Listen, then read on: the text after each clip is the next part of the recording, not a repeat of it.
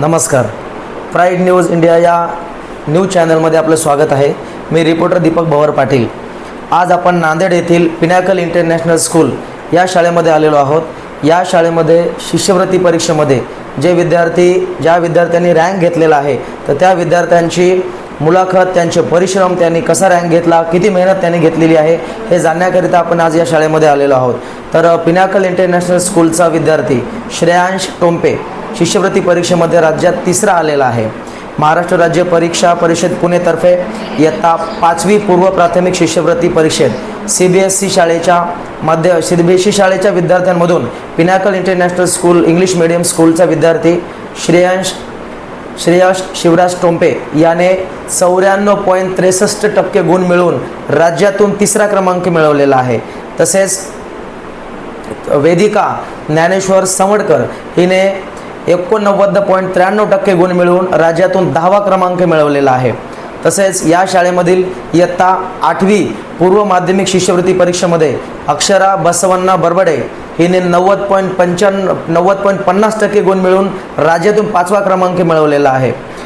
ऋतुराज बालाजी देशमुख याने 87.83% गुण मिळवून राज्यातून 9वा क्रमांक मिळवलेला आहे.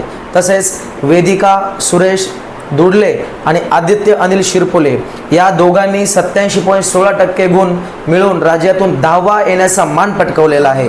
तर विद्यार्थ्यांनी आपल्या यशाचे श्रेय कुणाला दिलेले आहेत, कसं त्यांनी मेहनत घेतलेली आहे, शाळेतल्या शिक्षकांनी कशी त्यांना मेहनत घेतलेली आहे, शाळेतल्या शिक्षकांनी कसं त्यांना गायडन्स केलेलं आहे, काय त्यांचे परिश्रम आहेत हे आपण आज त्यांच्यासोबत चर्चा करून आपण जाणून. श्रेयांश शिवराज टोंपे, बेटा तुझं यश कसं मिळालं तुला आणि कसा अभ्यास केला तू, काय सांगशील?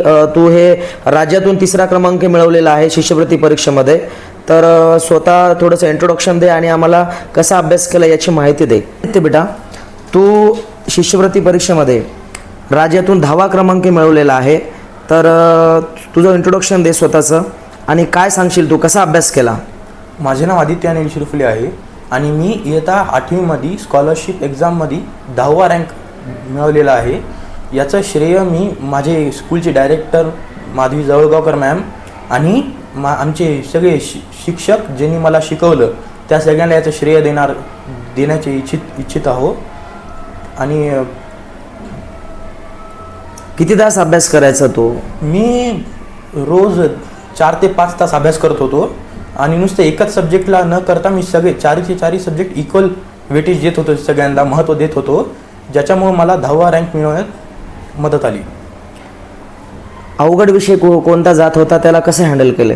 मला सगळ्यात अवघड मराठी विषय जात होता, जे माझ्या टीचरला शिंदे मिसला माहिती होतं हे, त्याच्यामुळे त्यांनी मला प्रॉपर गायडन्स केलं. व्याकरणमध्ये प्रॉपर असं त्यांनी मला नोट्स दिलते, ज्याला तू प्रॉपर रिवाईज कर असे त्यांनी मला म्हणले आणि मला त्यांनी सतत माझी प्रॅक्टिस घेत राहिली होते त्यांनी, ज्याच्यामुळे मला ते विषय कव्हरअप झाला. तुम्ही सीबीएसईचे असल्यामुळे थोडं मराठी अवघड जात असं खरं आहे का हे? हो. ओके. नमस्ते, माझे नाव श्रेयांश शिवराज टोंपे. मी 5th क्लासमध्ये स्कॉलरशिपमध्ये स्टेट लेवल रँक 3rd आणलेला आहे. माझे सगळे स्कॉलरशिप टीचर मला खूप गाईड केलेले आहेत आणि माझे प्रिन्सिपल कापसे सर व डायरेक्टर माधवी मिस यांनी माझे टाईम टू टाईम डाऊट्स आणि क्लिअरन्स करून दिलेले आहे. ह्यांच्यामुळे माझा स्टेट रँक 3rd आला असा माझं म्हणणं आहे. घरी किती तास अभ्यास करायचा श्रेयांश तू? मी साधारण 6 ते 8 तास. ओके. काय शिष्यवृत्ती परीक्षा कोणता विषय तुला अवघड जात होता आणि कसं त्याला तू हँडल केलंय? माझा सगळ्यात अवघड विषय मराठी होता. मी त्याचे सगळं क्रमानिका 3 महिने त्याच्यावर अभ्यास केला आहे. श्रेयांश, काय सांगशील? आता तू शिष्यवृत्ती परीक्षा उत्तीर्ण झाला तर राज्यातून तुझा नंबर आला, तर आत्ता जे 5वीला विद्यार्थी आहेत किंवा भविष्यात जे विद्यार्थी 5वीला असतील त्या मुलांना तू काय सांगू शकशील की कसा अभ्यास करावा? त्यांनी साधारण 6 ते 7 तास नीट मन लावून अभ्यास केल्यावर त्यांचा नक्कीच स्टेट रँक येईल. ओके बेटा, थँक्यू.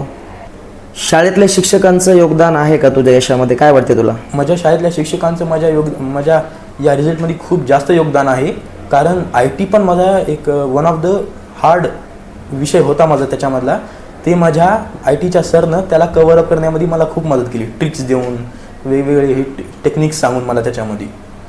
इतर 8वीच्या मुलांना काय सांगू शकशील जे आता 8वीला येतील, त्यांना कसा अभ्यास करावा त्यांनी? त्यांनी रोज 4 ते 5 तास अभ्यास करणं गरजेचंच आहे. संग त्यांना सगळे विषयांना प्रॉपरली घेऊन जायला लागणार. एकाच विषयाला सगळं ध्यान न देता सगळ्या विषयांवर व्यवस्थित लक्ष ठेवलं तर मग पेपर जास्त अवघड नसतो. थँक्यू आदित्य. तर आता पाहतोय आपण ऋतुराज बालाजी देशमुख, याचा 87.83% गुण मिळवून राज्यात 9वा क्रमांक यांनी मिळवलेला आहे. ऋतुराज, तुझा शिष्यवृत्ती परीक्षेमध्ये राज्यातून 9वा क्रमांक आलेला आहे. काय कसा अभ्यास केला, काय तुझ्या हार्डशिप्स होत्या, थोडंसं आम्हाला सांग. मी ऋतुराज बालाजी देशमुख. सध्या मी 9th क्लासमध्ये आहे.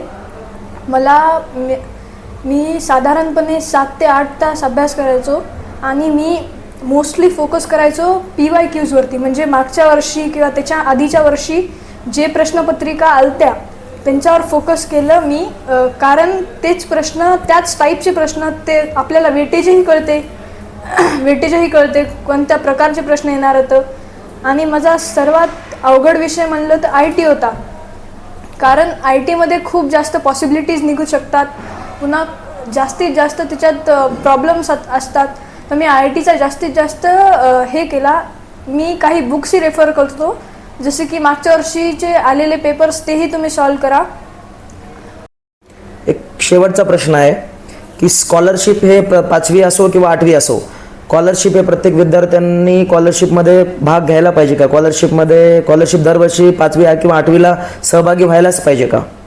हो, निश्चितच सर्व विद्यार्थ्यांनी स्कॉलरशिप या परीक्षेत सहभाग घ्यायलाच पाहिजे.